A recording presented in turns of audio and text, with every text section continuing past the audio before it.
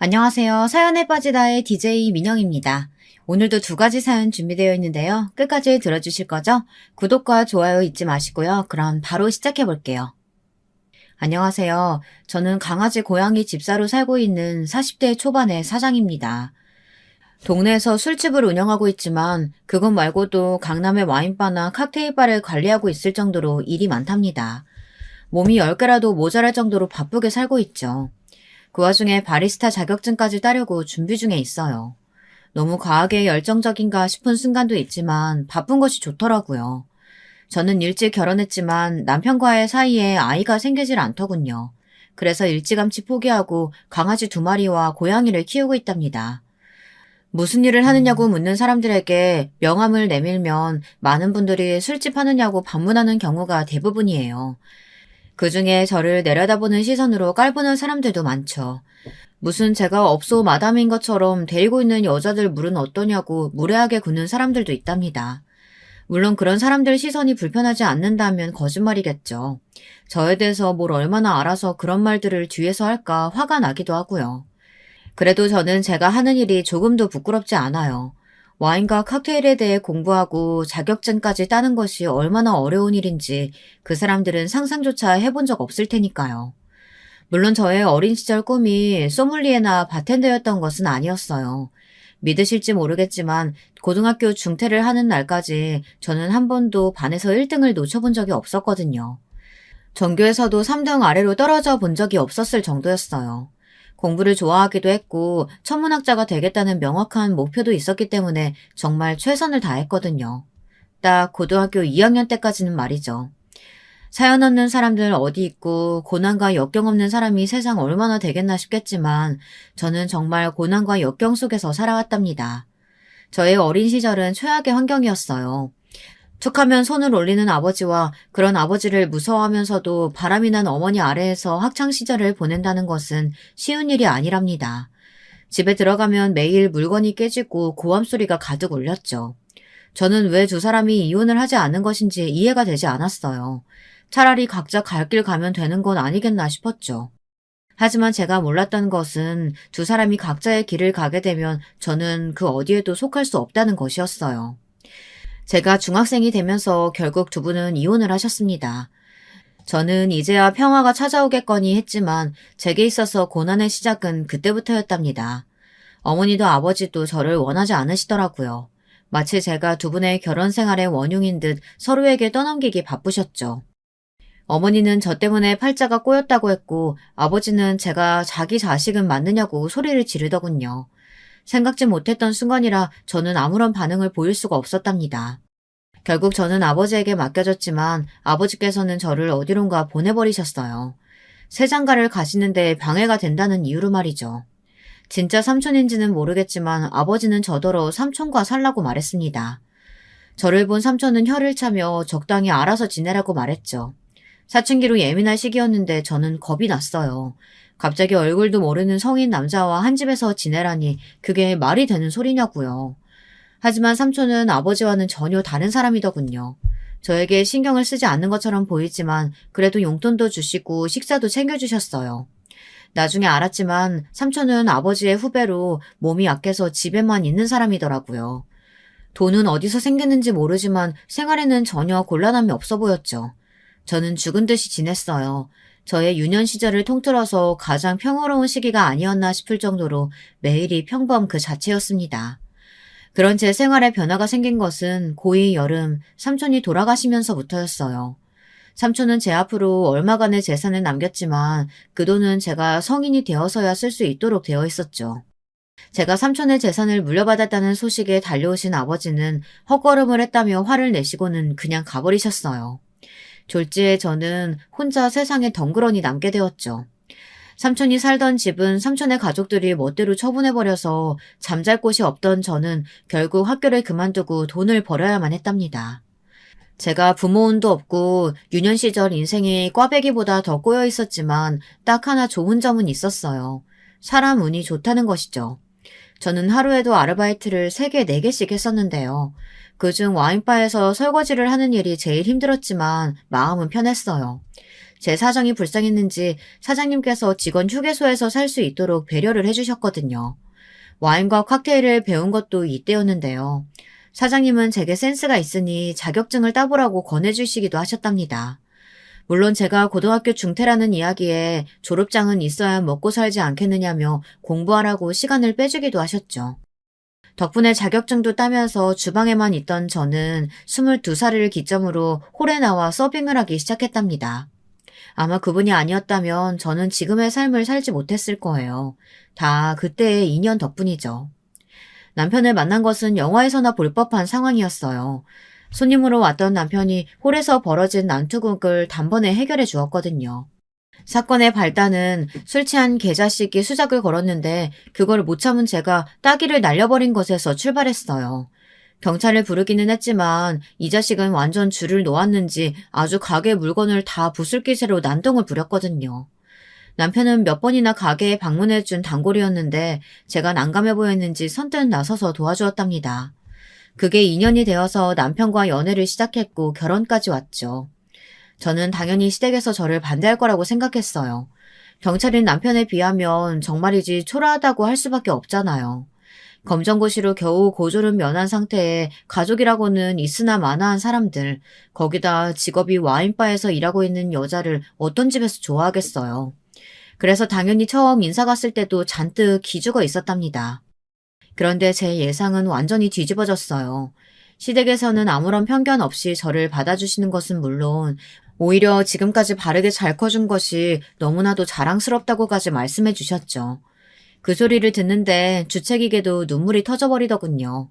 아주 곡소리를 내면서 울어버렸어요. 지금 생각해도 황당하고 민망한데 그때는 눈물이 참아지지 않았답니다. 시어머니께서도 지금도 그때 이야기를 꺼내시면서 다짜고짜 울기 시작하는데 어떻게 해야 할지 몰랐다고 웃으시더군요. 저를 낳아준 사람은 정말이지 최악이란 말이 부족할 정도이지만 시부모님은 이보다 더 좋은 분들은 없을 정도라 진짜 제 운도 펴지기 시작하나 보다 했답니다.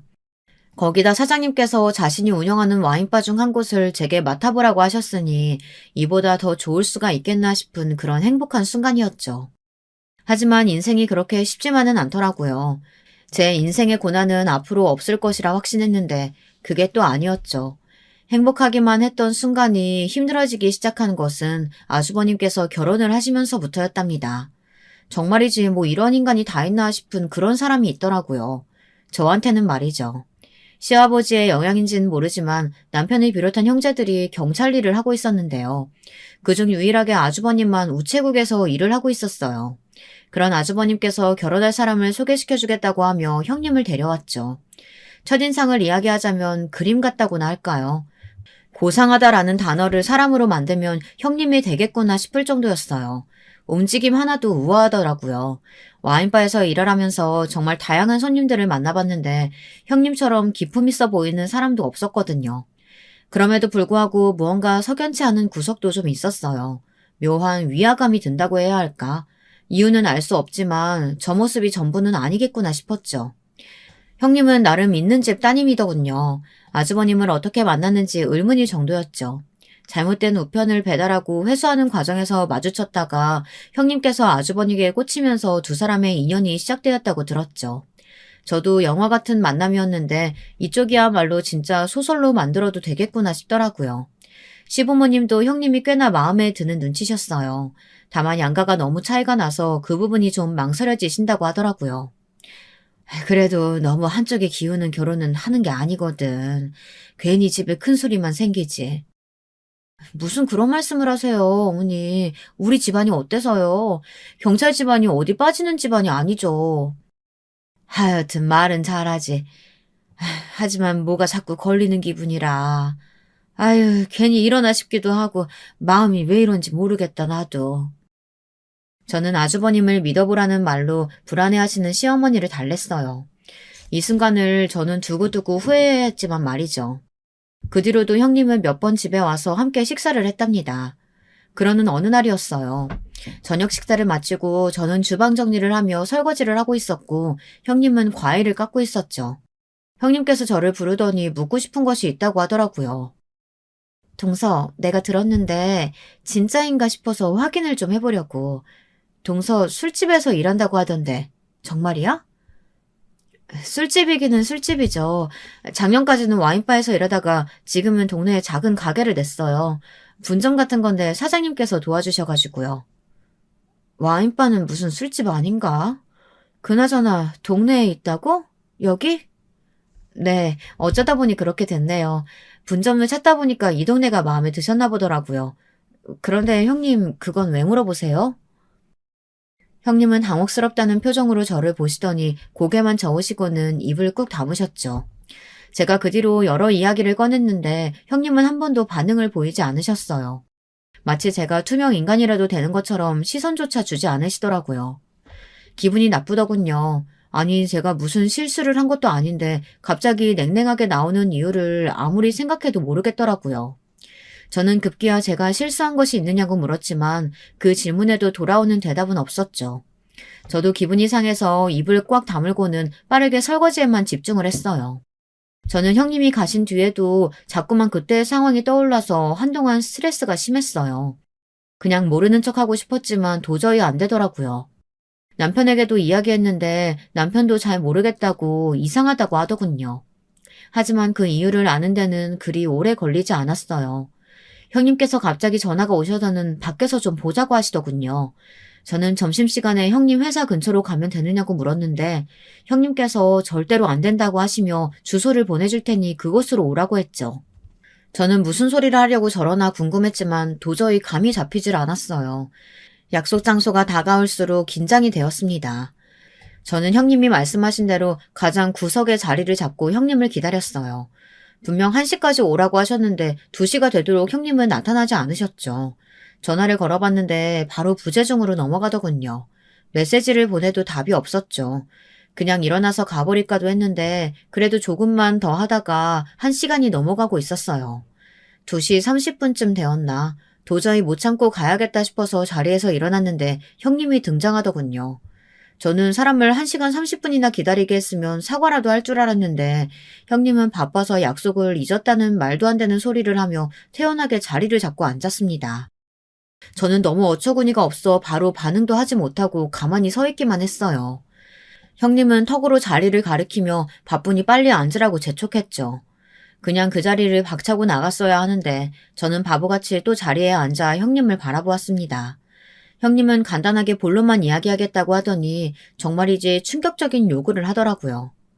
지금 제 이야기를 듣고 계신 분들은 어떤 이야기를 하셨을 거라고 상상을 하시나요? 저는 예물과 관련해서 이야기를 하시거나 아니면 시부모님을 모시는 문제에 대해 말할 것이라고 생각했어요. 당시 저는 시부모님과 함께 살고 있었거든요. 따로 나가 살 생각은 안 해본 것은 아니었는데 그래도 두 분과 함께 지내는 것이 좋아 고집을 부려 버티고 있는 중이었답니다. 그런데 형님께서 하시는 말씀은 제가 예상했던 걸 그 어느 것과도 비교가 되지 않았죠. 우리 결혼식 날 말이야. 동서는 안 왔으면 좋겠는데 괜찮지? 네? 저더러 결혼식에 오지 말라니 그게 무슨 말씀이세요? 집안 행사인데 당연히 참석해야죠. 내 결혼이잖아. 나는 완전 무결한 결혼을 원하거든. 그 어떤 오점도 내 결혼에는 있도록 하고 싶지 않아. 단조로운 음성으로 노래하듯 말하는 형님을 보는데 머릿속이 하얗게 되더라고요. 형님의 말은 제가 결혼식에 참석하면 본인이 꿈꾸는 완전 무결한 결혼에 문제가 생긴다는 소리잖아요. 말 그대로 제가 오점이나 오염 물질인 듯 말하고 있었죠. 착각이겠지 싶어 다시 물어봤는데 돌아오는 대답은 그대로였어요. 오히려 왜 한 번만에 못 알아듣고 묻느냐고 책망하는 눈빛을 보내고 있었죠. 형님, 제가 참석하면 부끄럽다는 말로 들리는데요. 맞아. 내 결혼식에 동서는 어울리지 않아. 동서 하나 때문에 내 결혼식 품격이 떨어지게 둘 수는 없잖아. 제가 뭘 했다고 저 때문에 결혼식 품격이 떨어진다고 하시는데요. 제가 뭘 했다고요? 지금 내 결혼식에 술집 여자가 드나드는 꼴을 보라는 말이야? 저는 멍해졌어요. 술집 여자라니. 술집에서 일하는 것도 맞고 그 술집을 운영하고 관리하는 여자인 것도 맞지만 형님이 말씀하시는 술집 여자는 제가 말하는 것과는 그 결이 다른 것 같았죠. 형님은 저를 마치 룸사롱이나 불법적인 활동을 하는 여자들 중 하나인 것처럼 그렇게 말을 하고 있었어요. 남자들을 유혹해서 불륜이나 저지르고 있는 그런 여자들 말이죠. 저는 자신있게 제가 일하는 곳이 형님이 생각하는 술집과는 전혀 다르다고 말했어요. 정식 소믈리에가 있는 와인바에서 일하고 있으며 새로 관리 중에 있는 술집도 칵테일 전문점이라고 말했죠. 하지만 형님은 단호했어요.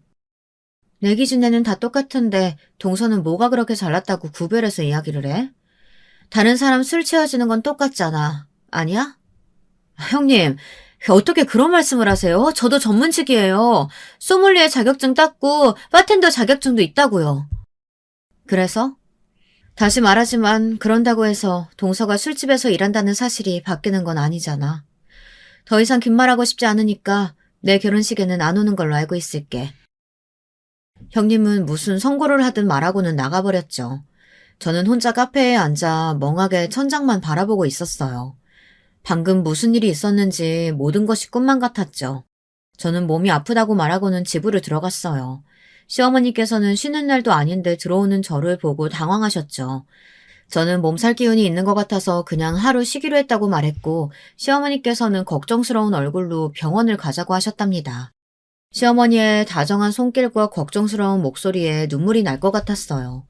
저는 시어머니의 곁에 누워서는 시어머니의 허리를 껴안았습니다. 시어머니께서는 그런 제 머리를 쓰다듬어 주시더니 혼자서 끙끙거리지 말고 힘든 일이 있으면 언제든 말하라고 하시더군요.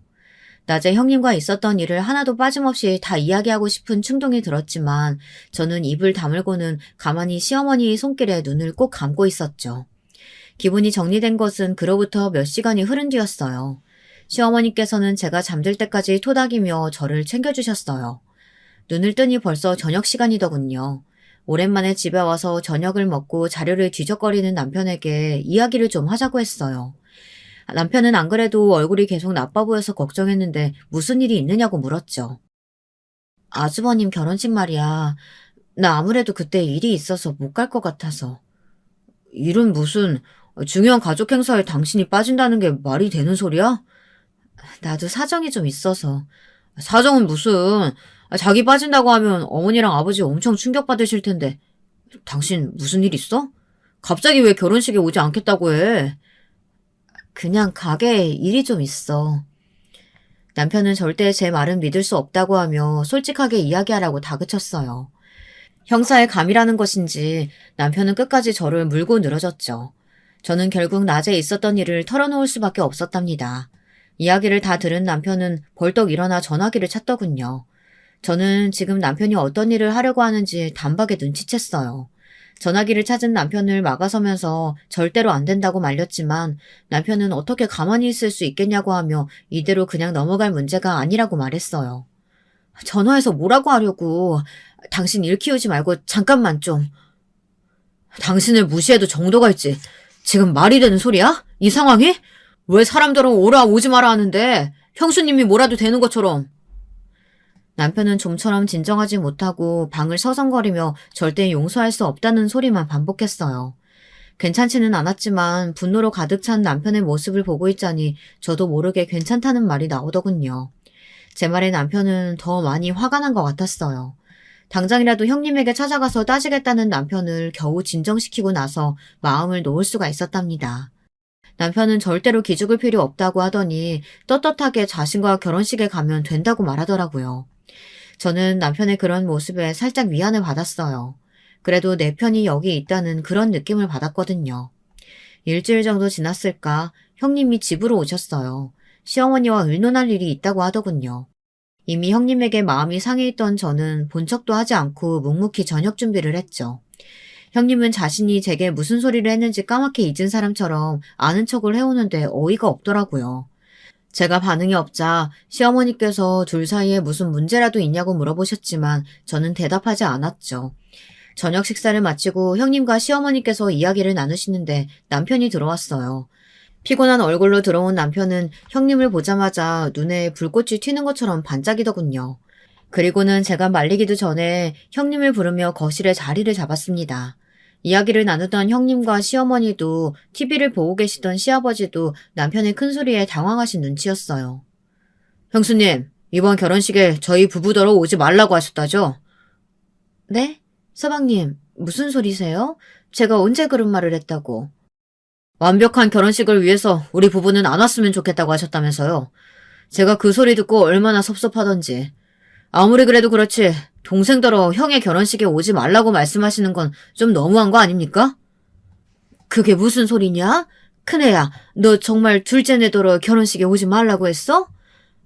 어머니, 그게 아니라 저는 그저 말 돌리지 말고 똑바로 얘기해봐라. 정말 오지 말라고 한 거야? 남편의 말 한마디에 초토화가 된 거실에서 형님은 어쩔 줄 몰라하며 저를 바라보더군요.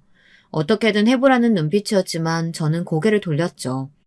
시어머니께서는 대답을 못하시는 형님께 엄한 얼굴로 형제들끼리 우애가 얼마나 중요한데 그런 소리를 할 수 있느냐고 당장 사과하라고 하셨습니다.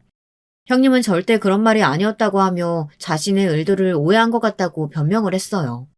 하지만 시어머니께서는 끝까지 저희 부부에게 사과를 하라고 하셨죠. 결국 형님은 자신이 말이 심했다고 하며 미안하다는 말을 하셨는데 그 말을 하시며 저를 바라보는 눈빛이 얼마나 서늘한지 한겨울보다 더 시린 눈빛에 괜히 몸이 부르르 떨렸답니다. 그렇게 형님과 저는 첫 단추부터 엉망으로 시작했죠. 형님과 자주 만나지는 않았어요. 저와는 다르게 형님에게는 금방 아기 천사가 찾아왔고 안정을 핑계로 시댁에는 발길조차 하지 않았거든요. 다행이었죠.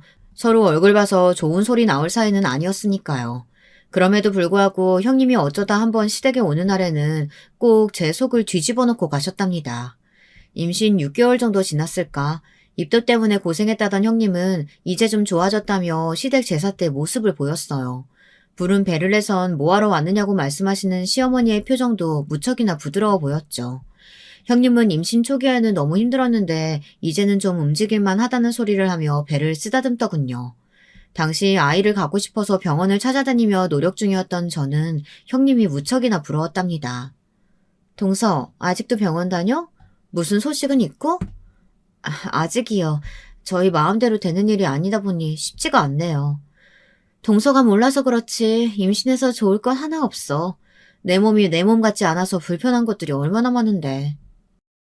형님은 빨리 산딸이 되어서 출산을 하고 싶다고 말하며 점점 무거워지는 몸이 불편해 죽을 것 같다고 하더라고요. 눈치가 없는 것인지 아니면 저를 놀리고 싶은 마음인지는 모르겠지만 제가 뭐 때문에 고민인지 뻔히 아는 사람이 그렇게 이야기를 하자 짜증이 밀려왔죠. 형님은 그것만으로는 부족하다 싶었는지 한마디를 거들더군요. 그리고 애들 머리는 엄마를 따라간다잖아. 동서 닮은 애가 세상에 나온다고 할지라도 어디 밥 벌어먹고 살겠어? 머리가 나빠서 뭐 하나라도 제대로 할 수 있겠냐고. 형님, 방금 뭐라고 하셨어요? 밥 뭐요? 어떻게 그런 말씀을 하세요? 내가 어디 틀린 말 했어?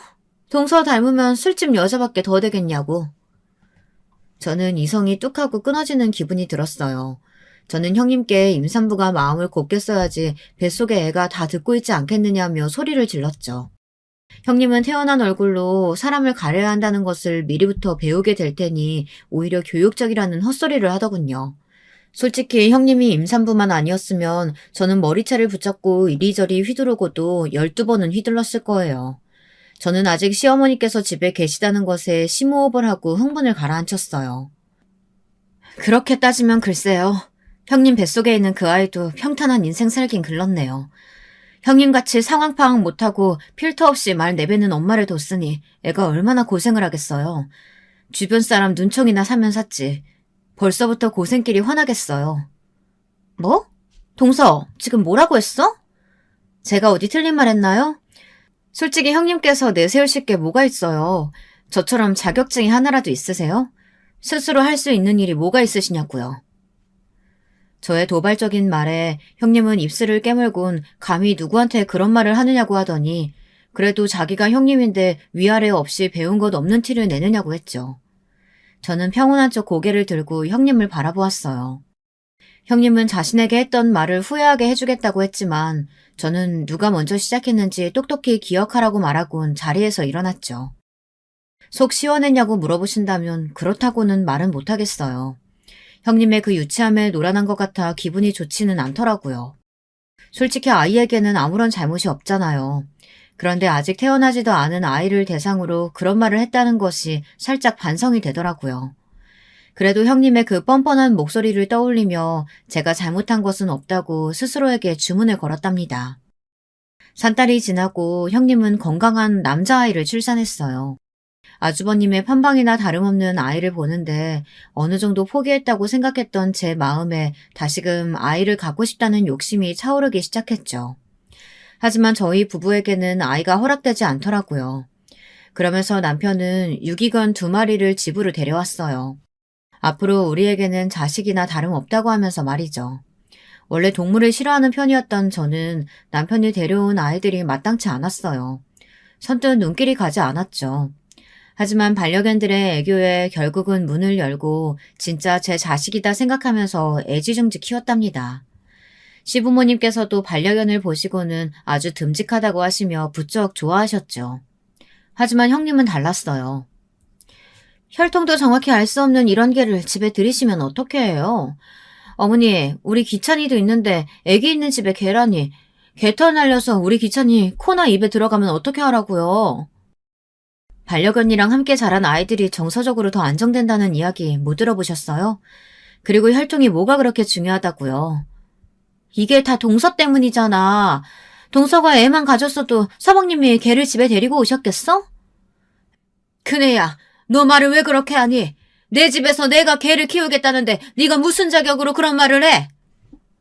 형님의 말에 시어머니께서 버럭 소리를 지르셨죠. 처음이었어요. 웃으면서 달래듯이 조용조용 말씀하시던 시어머니께서 이렇게 버럭하실 줄은 꿈에도 몰랐거든요. 형님도 많이 당황한 눈치였어요. 형님은 떨리는 목소리로 시어머니를 부르며 기찬이 건강이 걱정돼서 자기도 모르게 말이 나왔다며 죄송하다고 사과를 했습니다. 하지만 시어머니께선 차가운 말투로 기찬이 건강이 걱정되면 딱 거기까지만 했어야 한다며 거듭 화를 내셨죠. 그리고는 그렇게 기찬이가 반려견들이랑 있는 것이 걱정되면 앞으로 집에 올 필요 없다는 소리까지 하셨어요. 주변 공기가 삽시간에 얼어붙어 버렸죠.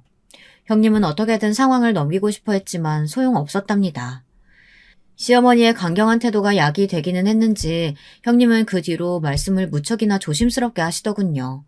특히 시어머니께서 앞에 계시면 제게 말을 하는 것도 조심스러울 정도였어요. 저야 스트레스 받을 일이 줄었구나 싶어 좋았습니다. 형님과는 그 뒤로도 많은 부대낌이 있었어요.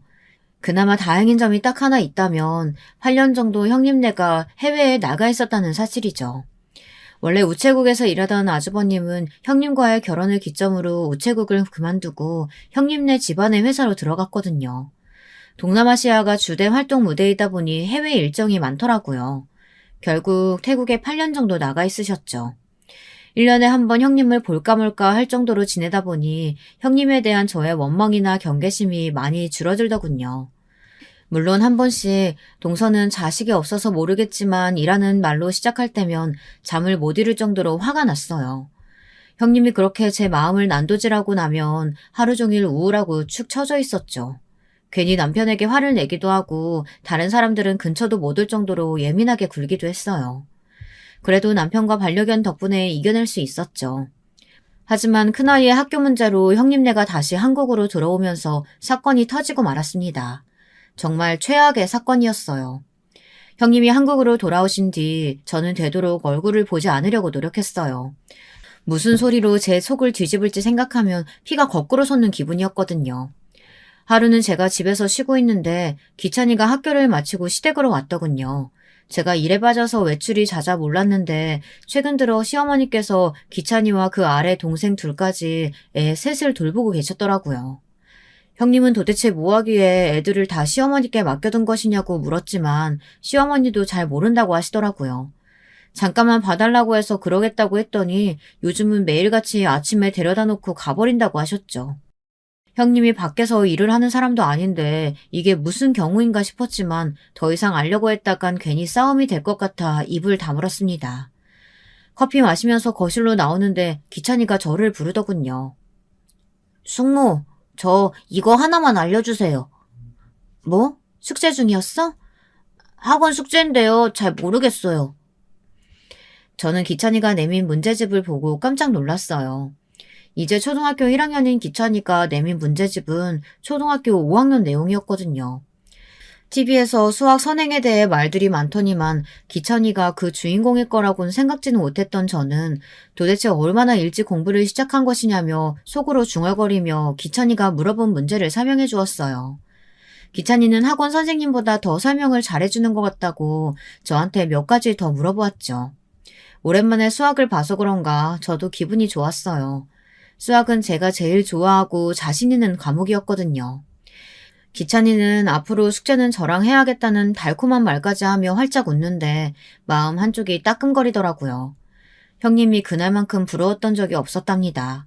이렇게 착하고 예쁜 자식이 있다니 하고 말이죠. 기찬이는 그 뒤로도 제가 있을 때면 수학 숙제를 가지고 와서 물어보았어요. 저 역시 열심히 기찬이가 이해하기 쉽도록 설명을 해주었고요. 사건이 있었던 그날도 기찬이에게 수학을 알려주고 있었어요. 기찬이와 머리를 맞대고 앉아 한참 문제를 풀고 있는데 갑자기 손이 쑥 들어오더니 문제집을 낚아채가더라고요. 언제 들어왔는지 향수 냄새를 풀풀 풍기는 형님이 문제집을 넘겨보며 저와 기찬이를 번갈아 바라보고 있었죠. 저는 언제 들어오셨냐며 인사를 했지만 형님은 대답하지 않으셨어요. 대신에 저와 기찬이가 한창 풀었던 문제집을 바닥에 찢어버리셨어요. 종이가 찢어지는 날카로운 소리가 울렸어요. 황당한 저는 무슨 짓이냐며 형님에게 물었죠. 송기찬, 너 지금 숙제 스스로 안 하고 뭐 하는 짓이야? 그리고 궁금하면 학원 가서 물어야지. 지금 누구한테 물어보는 거야? 물어볼 사람이 그렇게 없어? 형님, 기찬이한테 왜 소리를 지르고 그러세요? 수학 숙제하다가 모르는 문제 생겼다고 해서 좀 봐준 걸 가지고 그렇게 소리 지르실 일은 아니잖아요. 동서는 끼어들지 말고 가만히 있어. 내가 지금 기찬이 훈육하고 있잖아. 동서가 뭘 한다고 끼어들기를. 이게 무슨 훈육이에요. 억지지. 기찬이가 답지를 보고 적은 것도 아니고 저랑 같이 공부하고 있었을 뿐인데 그게 무슨 큰 잘못이라고 소리를 지르시냐고요. 동서 따위한테 물어보고 있는데 그럼 그게 잘못이 아니야? 형님의 외침에 저는 그 자리에 굳어버렸어요. 어린 기찬이 앞에서 그런 말씀을 하실 것이라고는 생각지 못했거든요. 형님은 그렇게 말씀하시고도 화가 풀리지 않는지 문제집을 바닥으로 던지고는 밟기 시작하셨어요. 그리고는 저를 바라보며 잊을 수도 없는 말을 내뱉으셨죠. 천박한 주제에 지금 누굴 가르쳐? 고등학교도 졸업 못해서 검정고시나 본 주제에 그 얄팍한 머리로 우리 기찬이한테 뭘 가르쳐줄 수 있다고 나대는 건데 고작 동서가 가르칠 게 술 팔고 웃음 파는 거밖에 더 있어? 형님, 말이면 단줄하세요? 머리가 나쁘세요? 제가 술 팔고 있긴 하지만 형님이 말씀하신 것과는 전혀 다른 일이거든요. 전문직이라고요. 도대체 몇 번을 더 말씀드려야 돼요? 형님이 무시하실 그런 사람 아니라고요, 저. 솔직히 말해봐. 동서네 자식 못 보는 것도 다 동서 탓이지? 하긴 어릴 때부터 술집에서 돈 벌던 인간이 몸이라도 제대로 간수했겠냐고. 머리에 들어있는 게 없으니 몸은 더 가벼웠겠지. 저는 형님의 개소리를 더 이상은 참고 있을 수 없었어요. 저는 떨리는 목소리로 기찬이에게 할머니 방으로 들어가서 나오라고 하기 전까지 문을 걸고 있으라고 했어요. 기찬이는 잔뜩 겁에 질린 상태로 저와 형님을 번갈아 보더니 제가 어서 들어가라고 하자 시어머니 방으로 뛰어 들어갔죠. 기찬이가 들어간 것을 확인하고 저는 다시 형님께 말했어요. 저도 참을 만큼 참았어요. 형님이 잘났으면 뭐 얼마나 잘났다고 저만 보면 사사건건 술집 이야기로 저를 무시하는데요? 어디에 붙어있는지도 알 수 없는 해외 대학 졸업장 하나 있으면서 뭐가 얼마나 잘났다고 목에 힘을 주고 다니시냐고요? 내가 동서랑 같아? 하긴 이러니까 부모가 다 못 키우겠다고 버리고 갔지. 나라도 동서는 못 키우겠다. 지금도 이렇게 막 나가는데 어릴 때는 얼마나 되바라졌겠어? 아휴, 이 사람이 진짜... 저는 손을 뻗어 형님의 머리채를 휘어잡았어요. 형님은 제가 이렇게 공격할 것이라고는 생각지 못했는지 소리를 지르며 당장 놓으라고 했죠. 저는 오늘 결판을 내자는 심정으로 형님의 머리채를 이리저리 휘두르면서 앞으로 헛소리 절대 못하도록 만들어주겠다고 했어요. 형님도 보통은 아닌지 금방 반격을 하더라고요. 거기다 손가락마다 끼워진 반지가 얼마나 날카로운지 형님이 휘젓는 손에 제 팔에도 여기저기 상처가 생기기 시작했고요. 저와 형님은 서로 엉켜서 잡아당기고 때리고 아주 난리도 아니었어요. 그때였죠. 이게 무슨 짓이냐는 큰 소리에 저와 형님은 순간 얼어버렸어요. 강한 힘으로 저와 형님의 손을 떼어내는 것이 느껴졌죠. 남편이었어요. 지금 두 사람 뭐 하는 짓이에요? 한두 살 어린애도 아니고 이게 무슨 행동이냐고요? 서방님, 잘 들어오셨어요. 도대체 서방님은 동서 뭐가 좋아서 같이 사시는 거예요? 이렇게 무식하고 저속하고 천박한 사람한테 말하다 말고 머리채 잡다니 진짜 수준 떨어져서. 형님은 뭐가 그렇게 교양 있게 말씀하셨다고 그러세요? 먼저 선을 넘은 사람은 형님이시잖아요. 눈에 보이는 대로 말했을 뿐인데 괜히 동서가 찔리는 구석 있으니까 이렇게 무식하게 나오지. 저는 형님의 말에 어디 끝까지 가보자며 다시 덤벼들었지만 남편에 의해 막혀버렸죠. 남편은 무슨 일이 있었는지 차분하게 말해보라고 했어요. 형님은 제가 말하기도 전에 대화 도중 갑자기 제가 달려들었다고 말했어요. 자기도 잘못했다는 생각이 들었는지 저한테 퍼부었던 막말은 쏙 빼고 이야기를 하더라고요. 형님은 저를 병원에 데려가서 검사를 좀 받아보는 것이 어떻겠냐고 했어요. 저는 기가 차서 코웃음을 터뜨리며 어떻게 자기가 한 짓은 쏙 빼고 말할 수 있느냐고 했죠. 형님은 고개를 쳐들며 있었던 일 그대로 이야기를 했을 뿐인데 무슨 소리냐고 했고요. 저는 남편에게 형님이 제게 했던 말을 그대로 전했어요. 이런 소리를 듣고 어떻게 참을 수 있겠느냐고 했어요. 제 팔목을 쥐고 있던 남편의 손등 위로 힘줄이 돋는 게 보였습니다. 남편은 이를 갈며 제가 한 말이 진짜냐고 형님에게 물었어요. 형님은 절대 그런 적 없다고 잡아떼셨죠. 오히려 부부가 짜고 자신을 곤란하게 한다고 소리를 지르시더라고요. 한창 소란스러울 때 시부모님도 들어오셨어요. 모처럼 두 분이서 영화를 보러 가셨던 시부모님은 머수선한 집안을 바라보며 무슨 일이 있었냐고 하셨죠. 사색이 된 얼굴로 저희들을 보시는 시부모님 얼굴을 보니 온몸이 화끈거릴 정도로 부끄러웠어요. 시아버지께서는 다 큰 어른들이 뭐하는 짓이냐고 호통을 치셨죠. 어머님, 아버님, 아무리 제가 싫어도 그렇지 동서랑 서방님 둘이서 저를 이렇게 핍박해도 되는 거예요?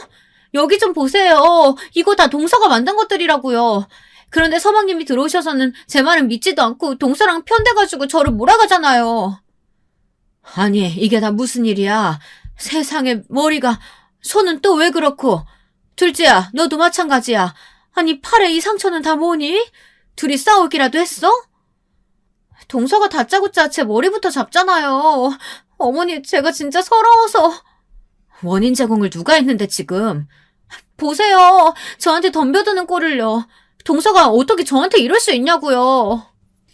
피해자인 척 눈물을 보이는 형님을 보는데 가증스럽더라고요. 온몸에 벌레가 기어다니는 기분이었어요. 시어머니께서는 곤란한 얼굴을 하시며 한숨을 내쉬고 계셨죠. 형님은 제가 무서워서 도저히 못 살겠다고 하더니 결혼 초기부터 제가 자신을 시샘해서 괴롭혔다는 말도 안 되는 소리를 늘어놓았죠. 시어머니께서는 이제 그만하고 상처를 치료하자고 하셨지만 형님은 저 때문에 무서워서 집에 가야겠다고 앞으로 제가 있는 동안은 오지 않겠다며 손자들 보고 싶으시면 저를 내보내든지 아니면 자기 집으로 오란 말을 하더라고요. 너무 어처구니가 없어서 형님한테 한 소리 하려고 하는데 시부모님 방문이 열리면서 기찬이가 고개를 내밀더라고요. 기찬아, 동생들은 자니? 너 나가서 엄마 차 타고 있어. 엄마는 동생들 데리고 갈 테니까. 엄마는 거짓말쟁이야. 학교 선생님이 거짓말은 나쁜 거라고 했는데 엄마는 그럼 나쁜 사람이야? 기찬아, 갑자기 무슨 소리야? 꿈 꿨어? 엄마가 나중에 상대해줄 테니까 지금은 엄마 말 듣고 가방 챙겨서 나가 있어. 학원 갈 시간이잖아. 엄마가 먼저 숙모한테 천박하다고 그랬잖아. 나 숙제 가르쳐 주셨던 거 다 찢어버리고 소리 질렀잖아. 그런데 왜 숙모가 나쁜 사람이라고 해?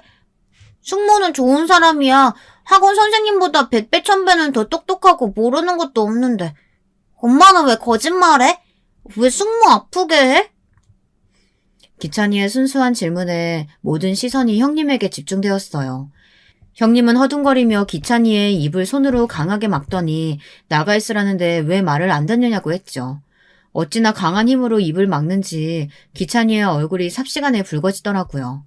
저는 기찬이에게 무슨 짓이냐고 소리를 질렀지만 형님 귀에는 들리지 않는 것 같았습니다. 억센 힘으로 기찬이를 밖으로 밀어내는 형님을 막기 위해 나서려는데 저보다 남편이 한 발 빠르더라고요.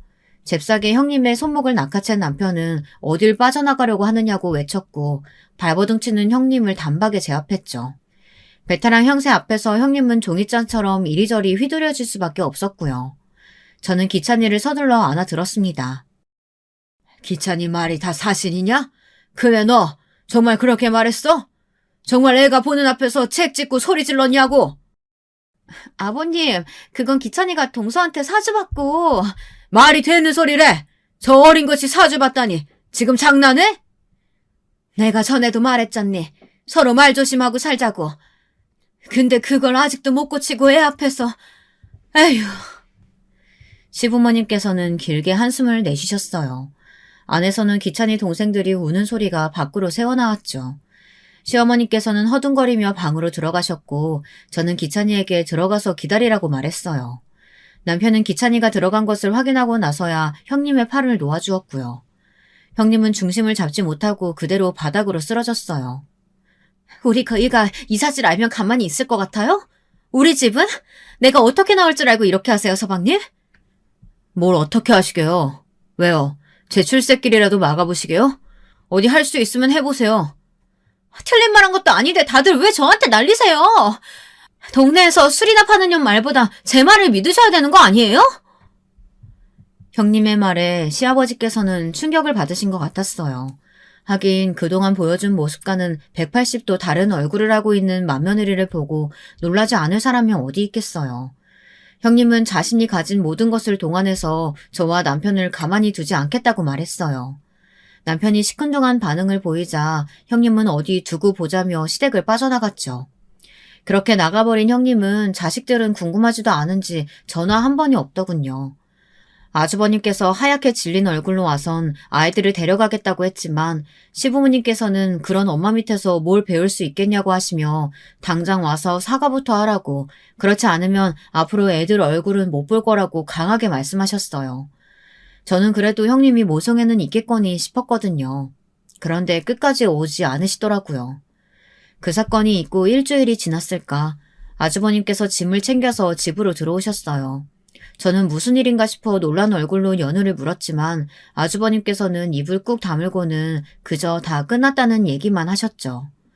남편 역시 굳은 얼굴로 집에 들어와서는 아주버님과 몇 시간이고 이야기를 나누더군요. 다음날 아주버님께서는 저와 시부모님께 애들을 잘 부탁한다고 말하곤 아침부터 나가셔서 집에 들어오지 않으셨어요. 저는 마지막 인사를 하는 아주버님 얼굴이 마음에 걸려 혹시나 나쁜 마음을 먹는 것은 아닌가 걱정이 되었어요. 남편에게도 이야기했지만 남편은 별일 아니라는 말만 했죠. 이런 제 걱정과 궁금증은 며칠 뒤 까칠한 얼굴로 돌아온 아주버님을 통해 해결이 되었습니다. 사실 남편이 그날 형님 앞에서 시큰둥했던 것은 이유가 있더군요. 형님이 태국에서 들어오시면서 집중력 향상에 도움이 된다는 약을 가지고 들어오셨는데 그게 마약의 일종이라고 하더라고요. 그 약으로 여기저기 돈 있는 집의 자식들 교육 목적으로 먹이면 좋다고 팔았는데 그게 문제가 되었던 것이었어요. 그 중에 한 아이가 알레르기 반응으로 병원에 입원했는데 그 집이 하필이면 남편의 상사였던 것이죠. 그 일로 형님에 대해 수사를 진행하고 있었던 터라 남편은 형님에게 남은 길이 얼마 되지 않는다는 것을 알고 있었던 것이었습니다. 저는 왜 그런 이야기를 하지 않았느냐고 물었지만 남편은 좋은 이야기도 아닐 뿐더러 비밀리에 움직이고 있었기에 말을 할 수 없었다고 했죠. 그런데 문제는 더 있었어요.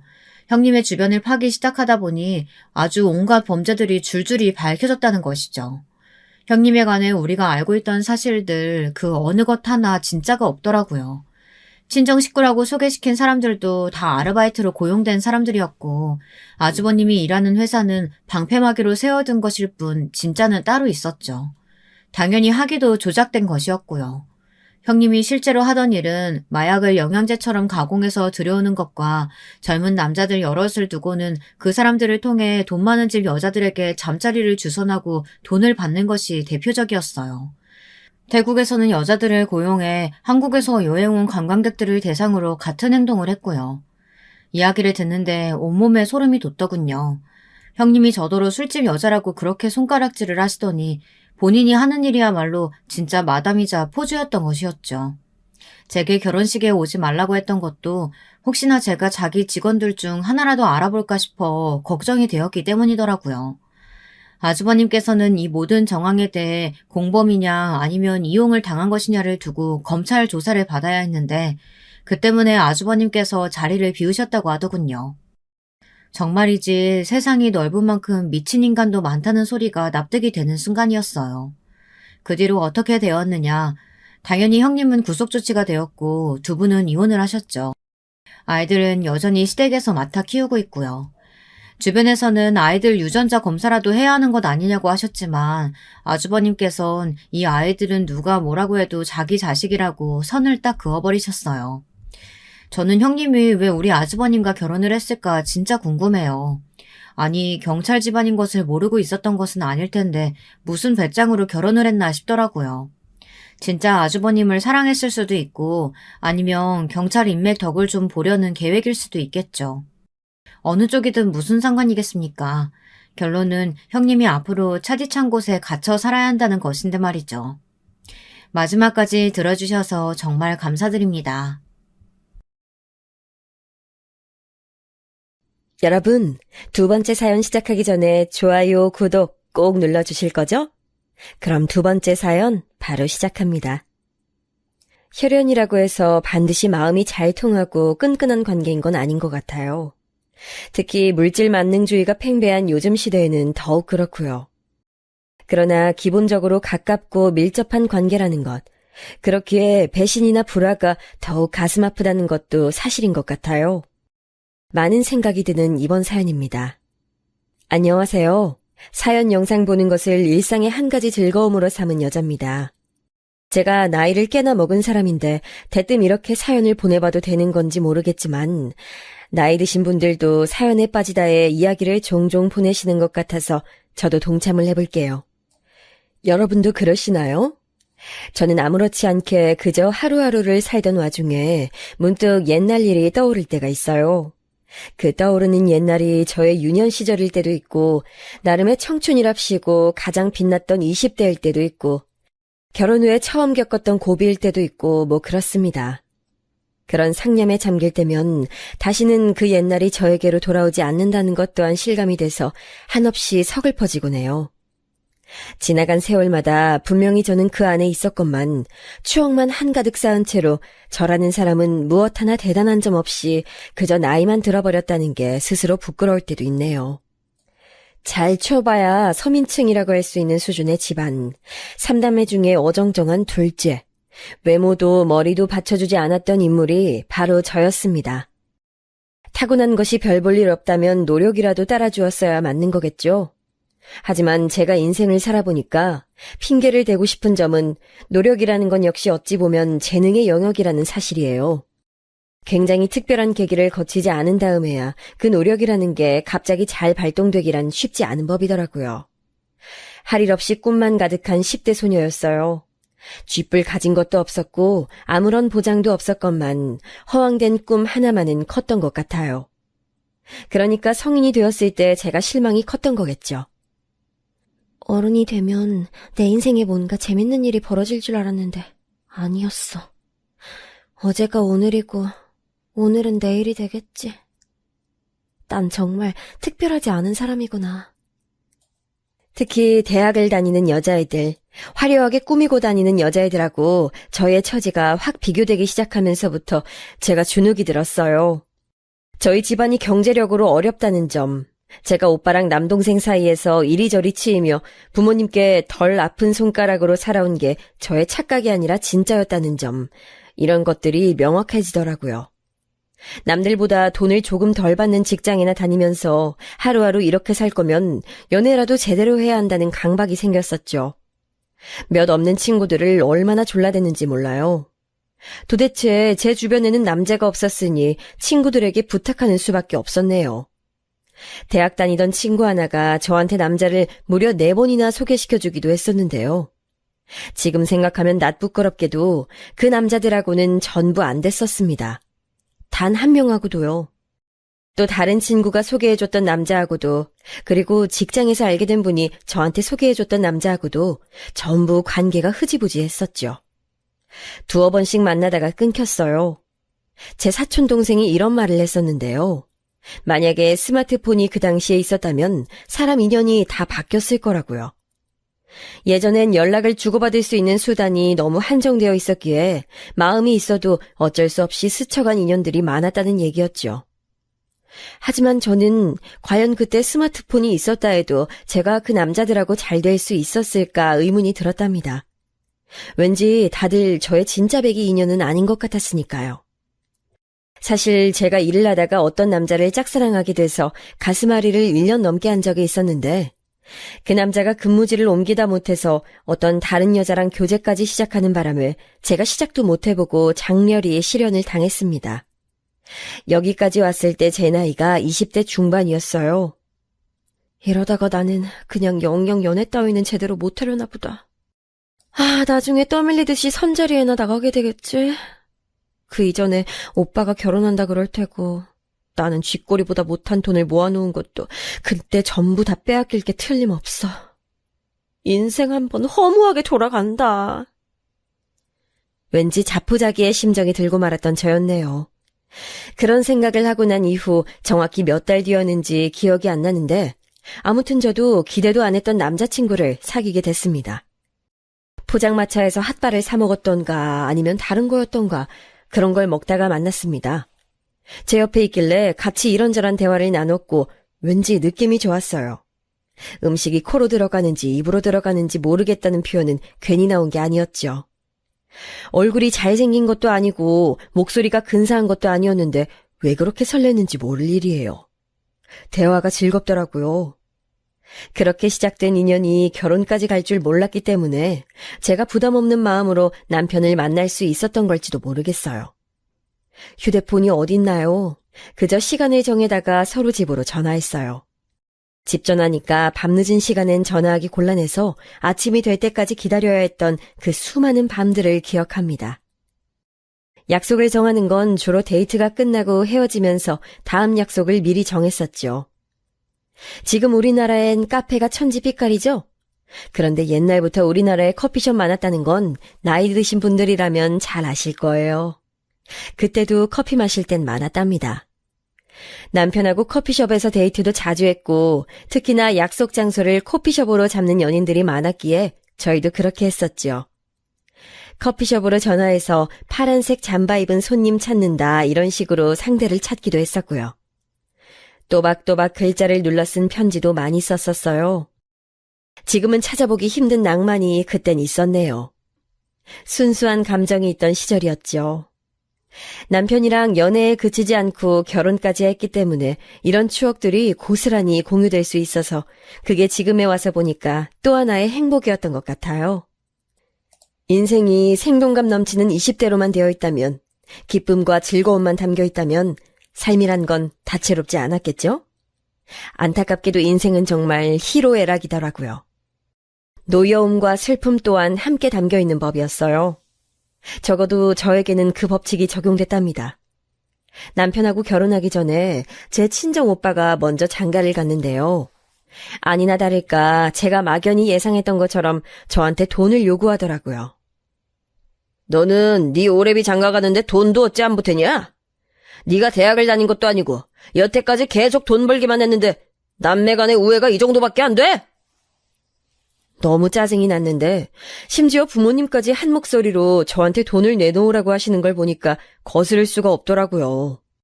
원래는 부모님께서 당신의 장남을 모자람 없게 장가 보내고 싶으셨는데 여력이 워낙 안 되니까 딸인 저의 손을 빌리셨던 거였습니다. 막내인 제 남동생은 그럼 뭘 했냐고요? 아무것도 안 했어요. 걔는 그냥 존재하는 것 자체로 자기의 역할을 다하고 단지 그것만으로도 원래 사랑받는 인물이었으니까요. 저는 오빠가 장가갈 때 돈을 내놓았는데요. 막상 제가 결혼하겠다고 정식으로 말하니까 입을 싹 닫더군요. 저한테 줄 돈이 없대요. 세연이가 임신을 했기 때문에 태어날 아이 생각하면 한 푼이라도 부족하대요. 그 변명 앞에서 눈물이 났습니다. 직장 다니는 남동생한테 대신 말을 해봤다가 오히려 저는 부모님께 혼이 났어요. 자기 벌어먹고 살기도 힘든 애한테 돈 얘기를 하다니 누나로서 정신이 나간 거 아니냐면서 말이죠. 아휴, 그렇게 결혼했었네요. 친정의 지원 따위는 일절 없었어요. 저희 가족들이 하나같이 했던 말. 여자는 몸만 가지고 와도 된다. 어차피 출가 외인이란 그런 것이다 였습니다. 지독하게 꽉 막혀 있었던 집안이었네요. 남편하고 결혼해서 소박한 살림을 차렸고 시댁 식구들은 몸만 달랑 들고 시집 온 저를 솔직히 반겨주지 않았어요. 시집살이도 많이 당했습니다. 하지만 남편이 늘 제 편에 서주었기 때문에 버틸 수 있었네요. 첫째는 딸을 낳았어요. 이것 때문에 저는 또 시부모님으로부터 욕을 한 바가지 얻어먹어야 했었죠. 손자 안 낳고 손녀 낳았다는 이유로요. 그런데 제가 바로 연년생으로 아들을 낳았어요. 그땐 무척 기뻐하셨죠. 기분이 이상했습니다. 내가 집에서 딸이라고 차별당하며 살아왔는데 이걸 내 자식들에게도 되물림한다고? 그건 있을 수 없는 일이야. 시댁의 가풍을 제가 꺾을 순 없었어요. 그래서 저희는 아예 시댁하고 먼 곳으로 이사를 가버렸습니다. 전적으로 저의 뜻이었고 남편이 무리를 해가면서까지 제 원을 들어줬어요. 저는 그때부터 시댁에서 미운 털 제대로 박혔죠. 그러거나 말거나 저는 저희 가족 네 식구끼리 단란하게 살면 최고라고 생각했네요. 무조건적인 사랑만 주면서 애들을 키웠어요. 그런데 제가 너무나도 부족한 엄마였나 봐요. 남매는 사춘기를 지나면서부터 사이가 완전히 틀어져 버렸습니다. 서로의 존재를 싫어했죠. 특히나 딸은 공부도 아들보다 더 잘했고 여러모로 똑똑했기에 수준 낮은 친구들과 어울려 놀며 저급한 것들을 좋아하는 자기 동생을 얕잡아 봤어요. 상대할 가치도 없다 그랬죠. 저는 아들이 가여워서 혼내지도 않았습니다. 아들은 열등감이 강한 아이였기에 잘난 자기 누나를 잔뜩 원망했거든요. 그래서 저라도 아들을 무조건 품어줬던 거예요. 제 실수였네요. 아들은 자기 멋대로 구는 사람이 돼버렸고 특히나 대학 시절을 잘못 보내서 성격이 망가져버렸어요. 컴퓨터 게임이라는 것을 시작하고 나서는 다혈질적인 면모도 강해졌고요. 남편이 건강 문제를 앓기 시작했기에 다 큰 아들의 정서를 제가 챙길 수가 없었고 아들은 점점 더 막 나가기 시작했습니다. 용돈 달라면서 쌍욕도 서슴없이 했었죠. 그러다가 딸이 먼저 결혼을 했는데 사위가 딸이랑 비슷한 성격이었어요. 그러니 그 눈에 자기 처남이 찼겠나요. 그리고 열등감을 쉽게 느꼈던 아들은 자기 매형이 자기를 낮게 보고 있다는 것을 쉽게 눈치챘죠. 적어도 사위는 겉으로 표하진 않았으나 아들은 대놓고 사위를 싫어했습니다. 이빨은 소리만 하는 재수없는 놈이라면서 말이죠. 아들은 자기 부모 속썩이는 연애만 하더니 기어이 결혼도 자기 멋대로 해버렸어요. 며느리는 저희 부부에게 처음부터 거리를 두었던 것으로 기억합니다. 자기는 시댁이라는 것 자체가 싫다면서 저희 부부랑 가까이 지내고 싶지 않다 했어요. 그리고 몇 년 뒤 아들 낳고 잘 살고 있던 딸이 세상을 떠났습니다. 교통사고였는데 이 허망한 죽음에 황당한 내용이 껴있었어요. 그건 바로 딸의 동승자가 딸이랑 바람난 남자였단 얘기였죠. 현장의 정황이 그랬었거든요. 집안이 발칵 뒤집어지고 쑥대밭이었습니다. 저는 미칠 것 같은 슬픔 가운데서도 딸을 향한 갖가지 의문으로 괴로웠어요. 충격을 받은 사위는 처가 쪽은 보기도 싫다며 인연을 끊겠다 했고요. 그러면서 어린 제 손자를 영영 데려가 버렸어요. 뭐가 됐든 제 아들이에요. 제가 알아서 키우겠습니다. 차마 반대할 명분도 없어서 저는 눈물만 흘려댔죠. 사돈댁에서도 사위한테 아이를 낳지 말라고 아이 없이 새 출발하라고 그랬던 것으로 알아요. 하지만 사위는 강경했어요. 깊은 슬픔 속에서 오래 헤엄을 치던 저는 얼마 지나지 않아 남편의 병간호에 매달리게 됐습니다. 다름 아닌 가족력 때문에 간이 안 좋았는데 초기에 수술을 잘 못하는 바람에 두고두고 고생을 했어요. 남편은 오래도록 건강을 회복하지 못했고 인고의 세월을 보내는 동안 아들 내외는 별로 도움이 되지 못했습니다. 저랑 아주 절친한 제 사촌 여동생만이 묵묵히 저에게 위로를 더해주며 힘을 보태줬죠. 그 덕분에 우울증 걸리지 않고 남편의 곁을 지킬 수 있었던 것 같아요.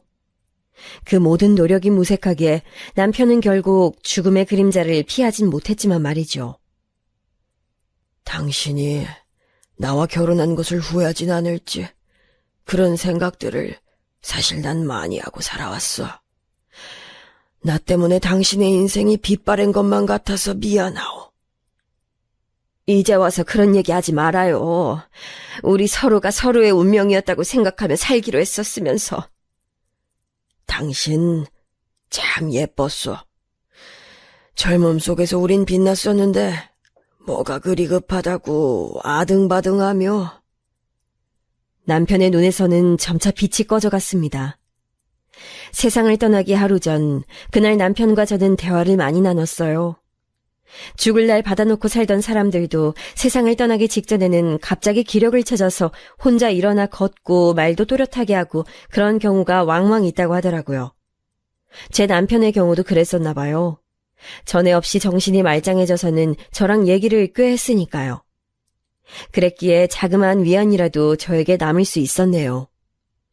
중요한 이야기도 남편으로부터 많이 들을 수 있었고요. 남편이 떠나도 저는 의연할 것이라고 여겼었는데 막상 남편의 영정사진을 보자 머리가 핑 돌더군요. 진정 의연해 보이는 사람은 바로 제 아들이었습니다. 임종을 지키러 오라는 다급한 연락을 받고 병원에 왔었을 때도 아들은 별로 그렇게 큰 감정의 동요가 얼굴에서 안 보였어요. 저는 제 아들이고 남편의 아들이니까 그러지 않을 것이라고 애써 제 안에서 아들의 편을 들어주고 싶었으나 남편이 숨을 거두자 제 마음이 외치더군요. 더 이상 품 안의 자식을 그릇된 방향으로 감싸주는 건 의미가 없다고요. 이제 진실을 바라봐야 한다고요. 제가 낳아서 기른 제 친아들이 남보다도 못한 나쁜 종자라는 것을 외면해봤자 진실은 그 자리에 머물러 있다고 제 마음이 저 스스로를 향해 외쳐댔습니다. 무엇보다 결정적으로 제가 아들에게 가지고 있던 일말의 기대를 아들은 직접 깨부숴줬죠. 며느리랑 둘이서 주고받는 시선, 은연중에 짙고 많은 희미한 미소, 그런 것들을 목도하면서 심장이 내려앉았네요. 그러다가 기어이는 아들이 며느리한테 이런 말을 슬쩍 날리는 걸 제가 안 보이는 데서 엿듣고 말았어요. 여태까지 고생 많았어. 드디어 그 노인네가 세상 떴네. 노인네? 그건 필시 제 남편을 지칭하는 말이었지요. 갑자기 눈앞이 핑 돌면서 걷잡을 수 없는 충격을 느끼고 있는데 며느리가 이렇게 화답하는 거예요. 생각보다 너무 오래 버티셨다. 그치? 계속 사시는 것도 본인한텐 고역이었을 테니 어쨌든 잘 된 것 같아. 모두에게 행복한 일이야. 제가 극심한 분노로 숨기고 있던 몸을 드러내며 아들 부부 쪽을 바라봤습니다. 그런데 마침 두 사람은 저에게 등을 지고 서 있었지요. 제가 자기들을 보고 있다는 걸 모르는 그 두 사람은 웃어대더니 이윽고 아들이 며느리한테 귓속말을 하는 신용으로 이런 말을 작게 내뱉었습니다. 노인네 하나 가셨고 이제 나머지 노인네만 알아서 뒤져주시면 덜 나위 없을 텐데. 왜 저의 귀가 들렸던 걸까요? 왜 그 작은 목소리가 제 귀까지 와닿았던 건지 모를 일이었습니다. 듣지 않았다면 그 끔찍한 고통을 느끼지 않아도 되었을 것을요. 저는 그 차가운 바닥에 스르르 주저앉고 말았어요.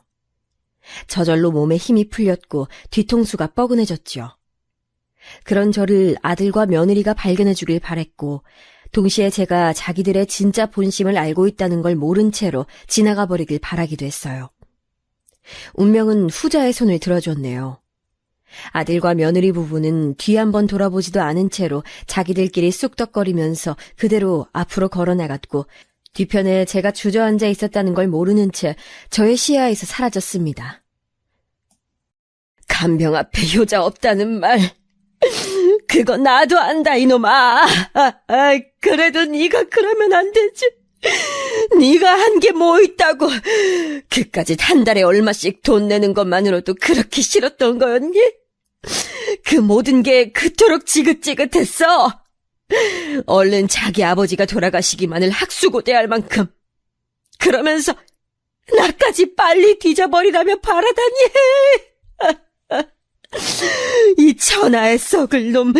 나 죽으면 얼마간의 유산이 남아 자기가 독차지할 생각으로만 머릿속이 가득 찬 속물. 저는 가슴을 치며 울었어요. 부창무술하더니 며느리 또한 아들하고 똑같은 사람이었지요. 한술 더 뜨면 떴지 아들보다 불효적인 면에서 뒤처지는 인물은 결코 아니었네요. 모든 게 다 부질없었습니다.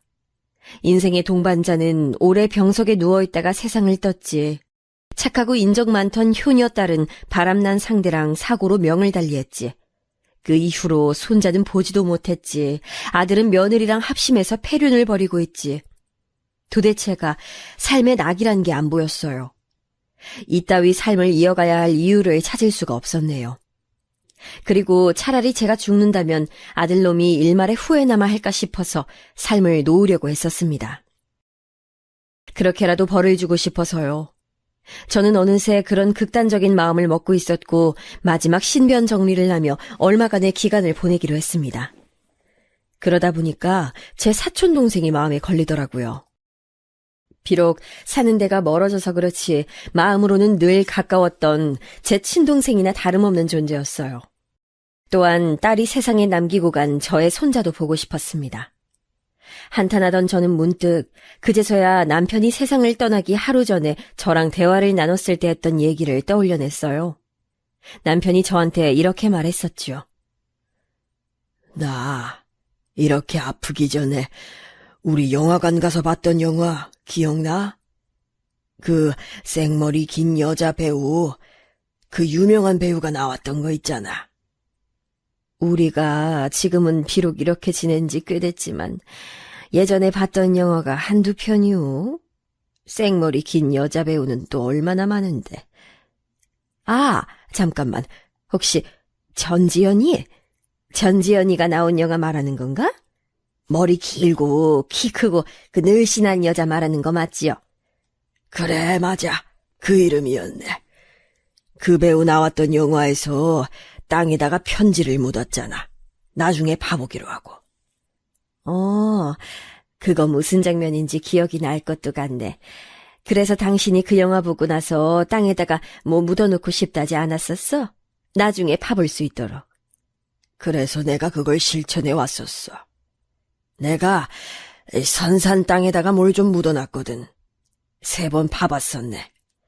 처음 묻을 때, 다음에 가서 묻은 걸 보충할 때, 그리고 내가 영 가망이 없다는 걸 알게 됐을 때, 내가 죽으면 당신이 거길 파봐. 내 유산이야. 저는 남편이 죽기 전에 별별 사실을 다 밝힌다고 생각했어요. 독특한 구석이 있던 사람이었기에 그런 행위를 했다는 것 자체는 전혀 놀랍지 않았는데요. 저에게 그 위치가 담긴 내용을 편지로 적어서 집에 어딘가에 뒀다는 얘기만은 놀랍게 들었었죠. 그런데 남편이 세상을 떠나고 계속 혼이 빠져서 지냈더니 그걸 잊고 있었던 거예요. 저는 얼른 집을 뒤져보았어요. 책장 아래 어딘가에 있다는 남편의 말을 따라서 그쪽을 찾아보니 편지가 든 봉투가 있었습니다. 편지에는 첫 줄만 읽어도 눈물이 주르륵 흘러나오는 남편이 마지막 입원을 앞두고 저에게 적었던 내용이 적혀 있었고요. 실로 오랜만에 당신에게 편지를 써보네. 우리 연애할 때 당신이 나한테 편지를 자주 써줬었는데 내가 가끔씩이라도 당신에게 편지를 써주는 남편이었어야 했는데 이제 와서 이런 후회를 해본다. 이번 생에는 그것을 이뤄주지 못했으니 부디 다음 생이 있다면 반드시 당신을 호강시켜주는 삶을 살아보고 싶어. 그리고 내가 떠난 후에 당신은 이번 생의 남은 나날들을 부족함 없이 보낼 수 있길 바란다. 쭉 읽어내려가던 저는 어느 대목에서 화들짝 놀라고 말았어요. 남편의 외숙부 되시는 분께서 남편이 투병중이라는 사실을 뒤늦게 아시고 거액을 건네주신 바 있다는 얘기였어요. 당시 외숙부께서도 투병 중이셨을 텐데요. 뿐만 아니라 남편이 적어놓은 내용들을 보고 놀라움을 감출 수 없었던 저는 편지와 함께 있었던 작은 메모지에 적힌 위치로 바로 찾아갈 작정을 했어요. 얼마나 깊이 파묻혀 있을지, 정확한 위치는 바로 찾을 수 있을지 이런 걱정이 들어서 혼자는 가기 꺼려졌는데요. 믿을 수 있는 사람을 떠올렸는데 그건 바로 제 사촌 여동생이었어요. 덩치가 좋은 편이니 힘쓰는 일도 잘할 수 있을 터였고요. 대략 제 남편이 땅에 뭘 묻어놓고 떠났다는 정도로만 설명을 먼저 해줬음에도 제 사촌은 바로 저와 동행해주겠다고 했어요. 언니, 지금 많이 힘들지? 이럴 때 내가 옆에 같이 있어주지 못해서 얼마나 미안한지 몰라. 확 그냥 일 때려치우고 언니한테 가서 한동안 지내다가 올까 이런 생각도 하던 참이었는데 형부가 남기신 선물 찾으러 간다니깐 괜스레 지금 반가운 심정이야. 언니, 내가 내일 차 끌고 언니한테 갈 테니까 준비나 다 해놓고 계셔. 얼마나 고마웠고 말만으로도 힘이 됐는지 모릅니다. 바로 다음날 저는 사촌과 선산 땅을 찾았는데요. 가다가 휴게소에서 쉬었을 때 저는 아들 며느리 얘기를 털어놨어요. 이걸 얘기를 할까 말까 고민을 많이 했는데 커피 한 잔 마시는 동안 저도 모르게 입이 움직이더군요.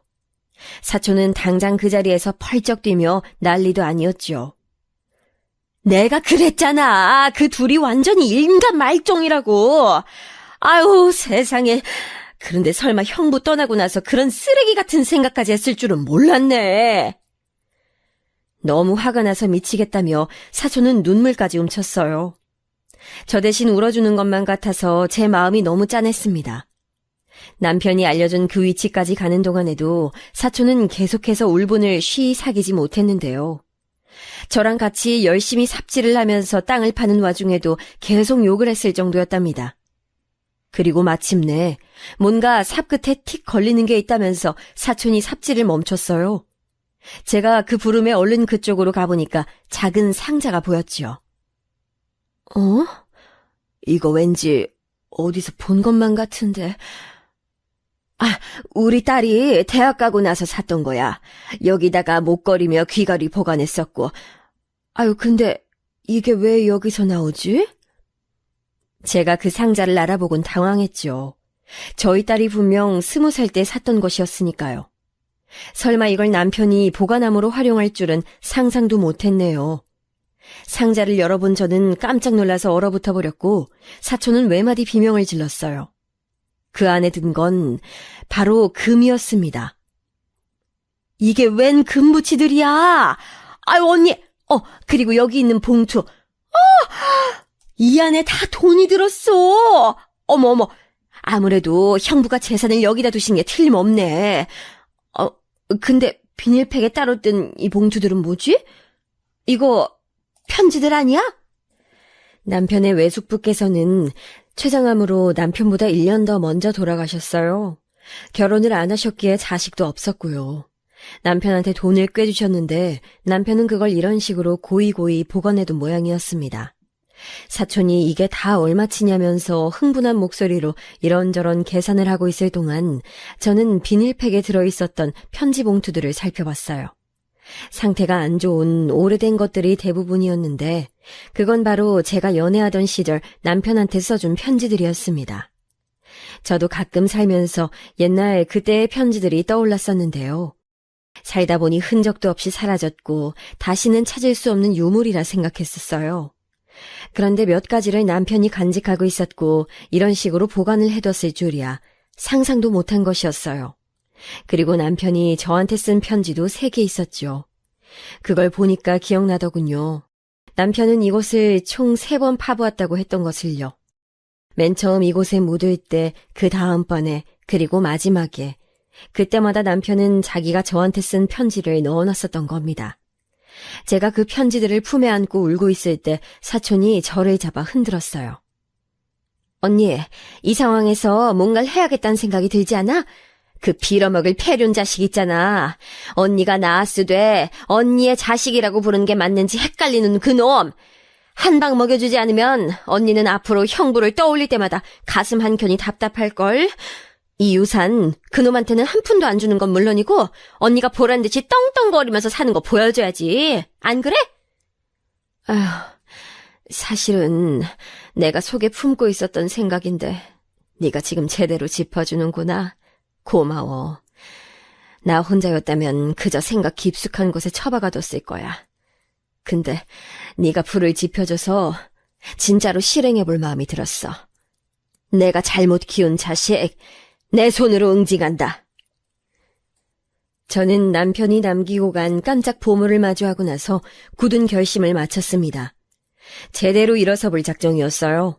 제가 하고 싶은 대로 할 계획이었습니다. 저는 우선 아들 며느리 부부를 찾아갔어요.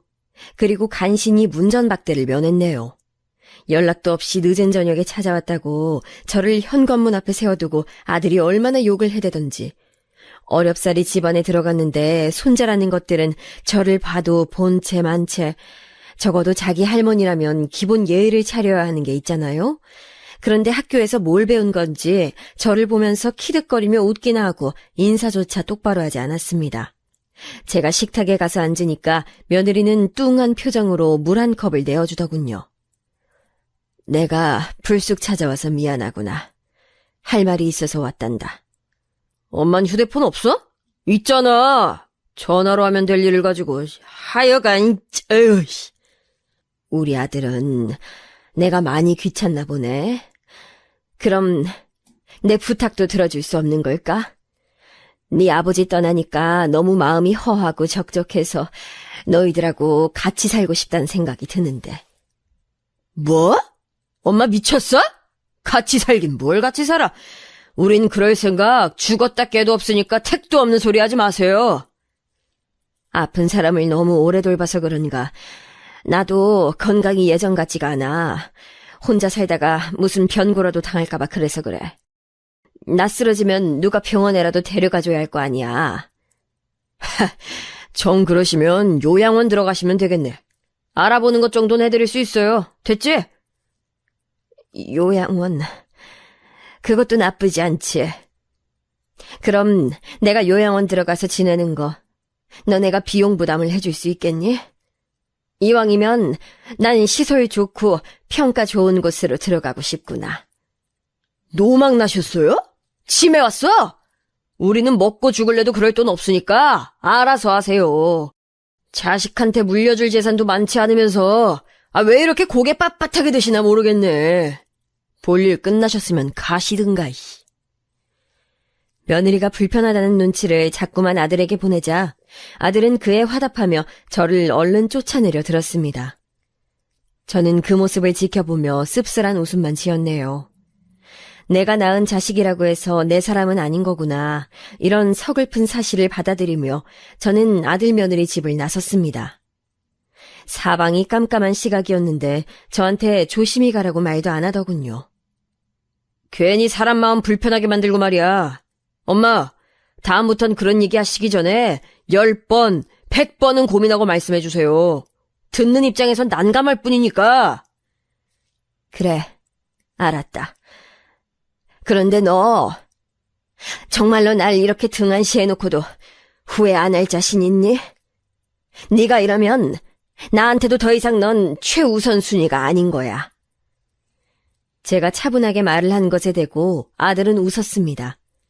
저의 말이 가짠다는 듯 혹은 가당치도 않는다는 듯 그래서 저는 미련 없이 돌아설 수 있었네요.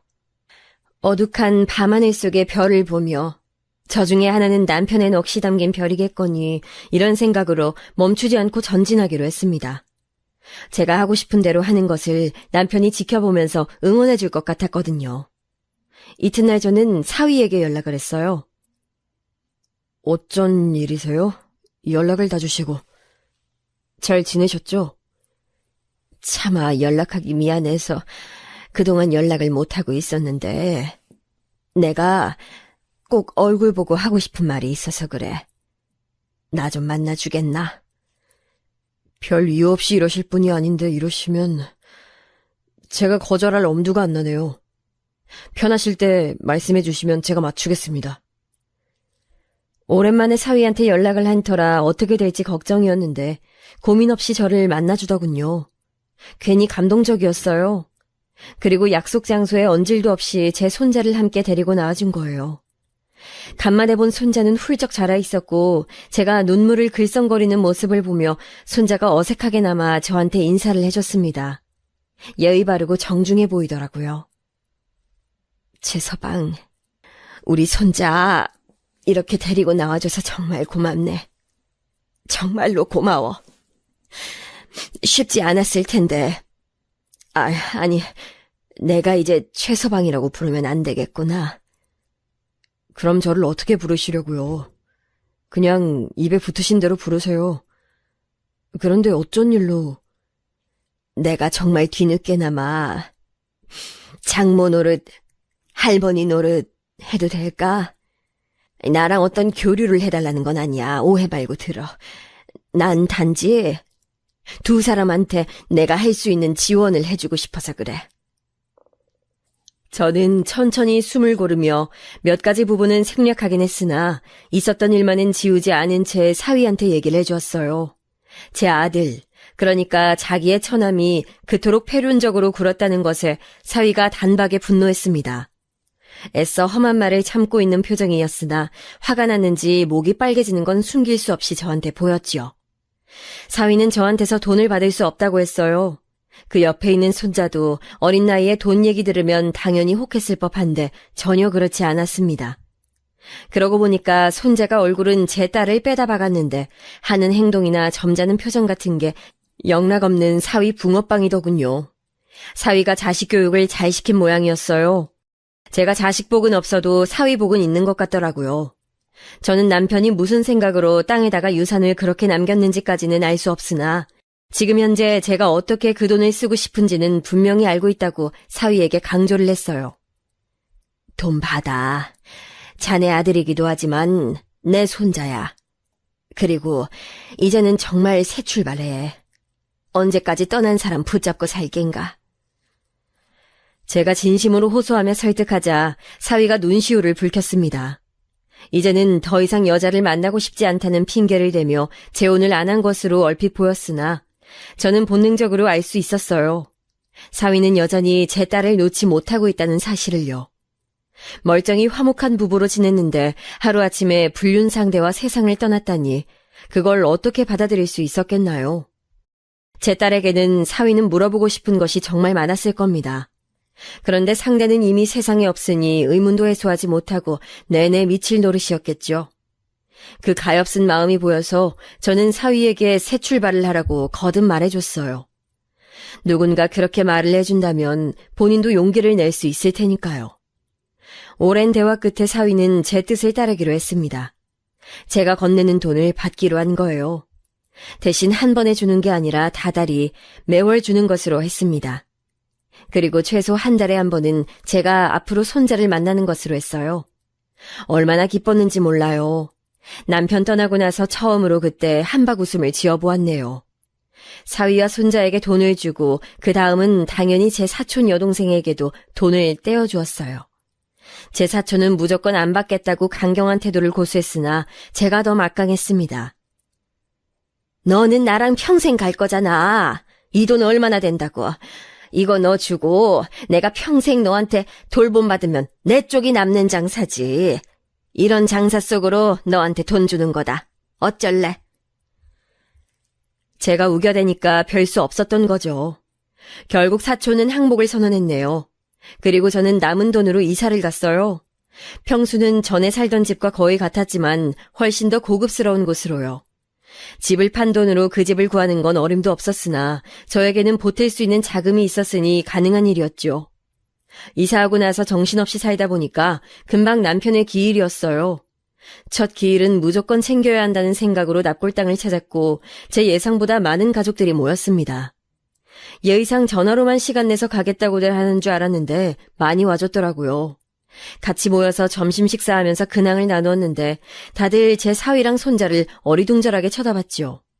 사위는 아무렇지도 않게 저한테 지금 만나는 사람하고 내년쯤 결혼할까 봐요. 식은 생략하고요. 이런 얘기를 꺼내서 모두를 놀라게 만들었어요. 다들 경악해서는 저를 주시하고 있었는데 저는 더욱 태연하게 결국 그러기로 한 거야? 잘 됐네. 그런데 최서방 웬만하면 식은 올리지 그래. 이렇게 대답을 해줬죠. 그제서야 다들 참았던 궁금증들을 꺼내면서 어떻게 된 거냐고 난리들이었죠. 남편이 남기고 간 깜짝 보물은 저, 사위, 손자, 그리고 사촌 여동생네 식구들을 제외하면 철저히 비밀이었기에 그 얘기는 끝내 숨겼고요. 대신에 사위가 돈을 크게 벌어들이는 일이 생겨서 좋은 일이 생긴 김에 불미스러운 행적을 남기고 간 제 딸을 용서해주고 저랑 연락도 주고받으면서 지내다가 관계가 회복되었다는 식으로 둘러댔어요. 사촌이 열심히 맞장구를 쳐줬죠.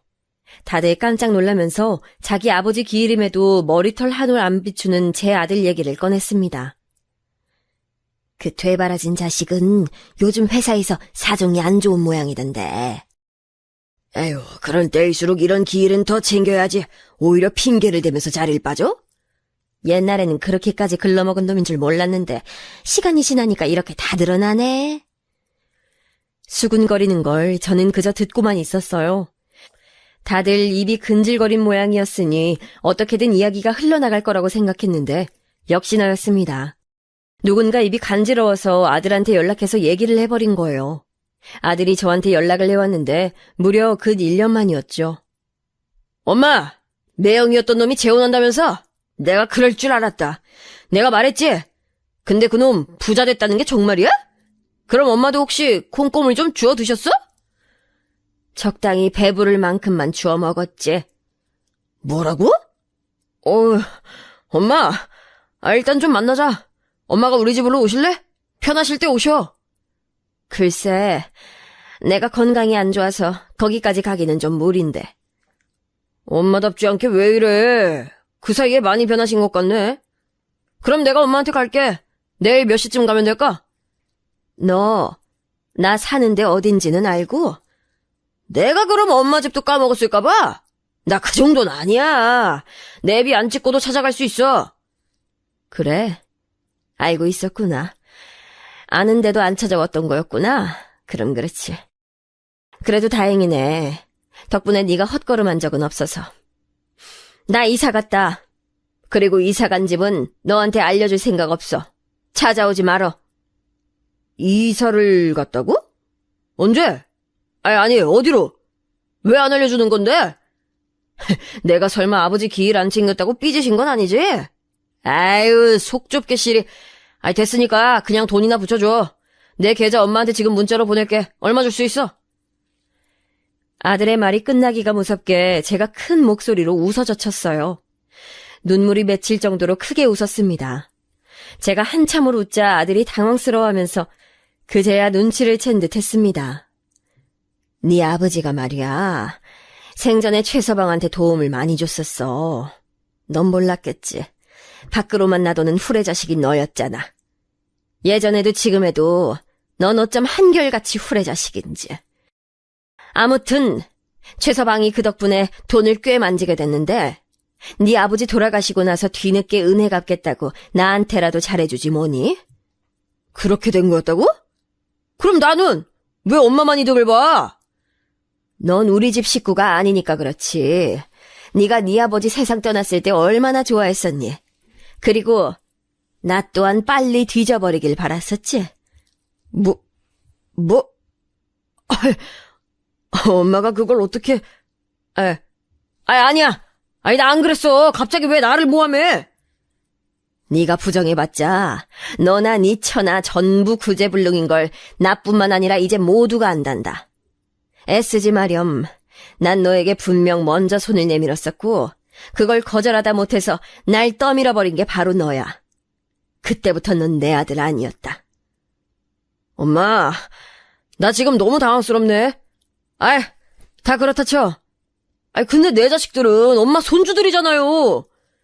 네가 내 아들이 아닌데 네 자식이 왜 내 손주가 되니? 그거 참 재밌는 발상이야. 생각했던 것보다 저는 태연슬의 말이 잘 나갔어요. 가슴은 비록 아들이 제 핏줄이라고 외치고 있었으나 싸늘하게 식어버린 감정이 저를 그렇게 만든 것이었겠죠. 남편이 땅에다가 그런 유산을 남겨놓으라고 일부러 밝히지 않았어요. 그랬다가는 밑도 끝도 없이 들이박으면서 그건 다 아들인 자기 몫이라고 착각할 게 뻔했으니까요. 아들은 사위에게 열등감을 지니고 있었으니 저는 오히려 그것을 건드렸던 것입니다. 사위가 잘 나가게 됐단 말을 듣고 아들의 속이 얼마나 꼬였을지 안 보고도 화냈죠. 저는 미련 없이 아들의 번호를 차단했습니다. 며느리의 번호도 마찬가지였고요. 아들은 그 후로 사위한테 연락을 했었더라고요. 장인어른 돈으로 성공했으면 처가 식구들한테 공평하게 갚아야 하는 거 아니냐고 따졌다더군요. 그런데 사위가 아들한테 그랬대요. 누구시죠? 저는 처남을 둔 적이 없었습니다만. 아들은 완전히 낭패감에 빠져선 별 수 없이 물러났습니다. 그러더니 몇 주 뒤에 기어이 제가 이사한 집을 알아내서 찾아왔어요. 1층 출입구에서 비밀번호를 모르니까 들어오지 못하고 한참 서성거리더군요.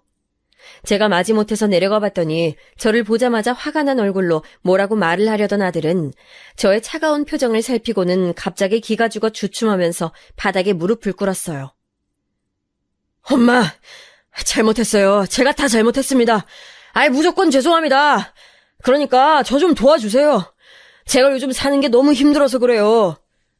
아이고, 이 노인네가 뒤질 일만 남았는데 너 도와줄 힘이 있겠니? 나도 최서방한테 용돈 타서 생활하는 처지야. 엄만 그럼 돈이 따로 없는 거였어요? 내가 나올 돈구석이 어디 있어. 최서방이 이사 지원해주고 용돈 줘서 그걸로 사는 거지. 노인네 혼자 생활할 돈만 받고 있으니까 매달 남는 것도 없고 그래서 너 줄 것도 없다. 최서방한테 구걸하려면 하든지 나한테선 네가 얻어낼 게 없어. 제가 불어 씁쓸한 투로 말을 했더니 소득이 없겠다 싶었는지 아들은 분노를 참는 얼굴이 되어서 인사도 안 하고 돌아섰습니다. 최서방이 무조건 대화의 끝을 자기한테도 돌려놓으라고 저에게 말을 했었기에 저는 그대로 따랐지요. 제가 돈의 원천이라는 사실은 여러모로 아들 내외가 끝까지 모르는 게 낫겠다고 최서방네도 사촌 여동생네도 그렇게 말을 했습니다. 제가 남편의 유산을 쥐고 사용했다는 사실을 알면 아들은 폐륜 범죄라도 일으킬 수 있는 작자라고 똑같이들 말을 해주더군요. 아휴, 얼마나 한숨이 나오던지요. 아들은 자존심, 열등감에 치여서 결국 회사 일을 그르친 모양이었어요. 저는 사촌과 모의를 해서 며느리가 아르바이트를 하던 카페에 불만 신고를 몇 번 넣었죠. 쉬운 일이었네요. 며느리는 음식 파는 곳에 일을 하면서도 시뻘건 매니큐어를 손톱에다 바르고 있었고 같이 일하는 직원이 쉬러 가면 머리를 지저분하게 풀어헤치곤 일을 했으니까요. 위생관념도 빵점이었는데 손님들한테 막말을 해대기까지 그 더러운 성질머리 덕분에 카페에서 잘리게 만드는 건 쉬웠답니다. 소소한 복수나마 즐거웠네요. 저도 제가 이런 일을 할 수 있는 사람인 줄 전혀 몰랐어요.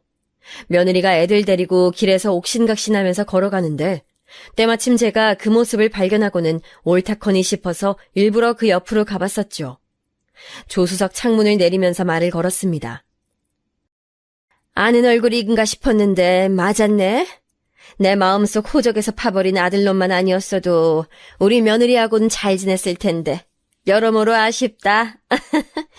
그럼 이만? 어머님 잠깐만요. 어머님 원래 운전할 줄 아셨어요? 이 외제차는 또 뭐고? 어머님, 잠깐 저랑 얘기 좀 하고 가세요. 어머님!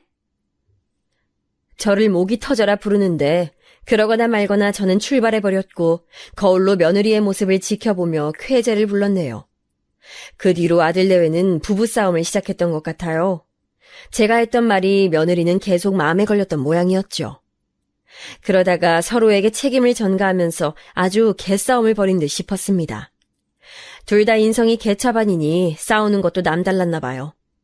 별거를 했다가 말았다가 난리도 아니었대요. 저랑 잘 지내보고 싶어서 어쩔 줄 몰라 하는 거 알고 있었지만 계속 모른 척했어요. 최서방은 재혼했습니다. 차분하고 성격 똑부러지는 아가씨랑요. 심지어 이쪽은 초혼이더라고요. 그런데 저랑 만나는 것도 전혀 어려워하지 않고 어른 상대를 어찌나 유연하게 잘하는지 갑자기 저한테 예쁜 며느리 생긴 것 같아서 기분이 좋더라고요. 우리 손자도 저한테 얼마나 잘하는지 몰라요. 남자애가 어디 자기 할머니한테 먼저 안부 전화하기 쉬운가요? 누가 시켜도 절대 하기 힘들거든요. 제 사촌이랑 만나면 저는 손자 자랑하고 사촌은 자기 애들 자랑하고 그러면서 살고 있어요. 이렇게 되면 저는 가족 복이 있는 사람일까요? 없는 사람일까요? 인생의 초반기를 너무 평범하게 보내서 그런가 나이 들어서 인생을 꽤 희한하게 보낸 것 같지만 그럼에도 오늘을 살고 있어서 다행이라고 생각해요.